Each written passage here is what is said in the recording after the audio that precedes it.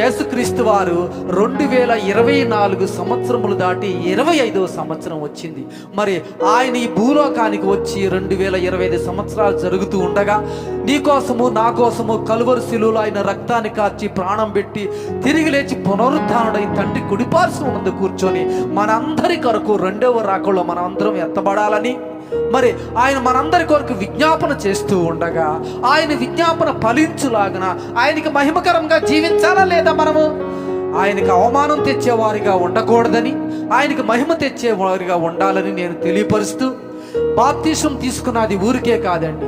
ఆ తొలి మెట్టుతో ఎక్కినటువంటి మనం ఆ తొలి మెట్టుతో ఆగిపోకూడదు.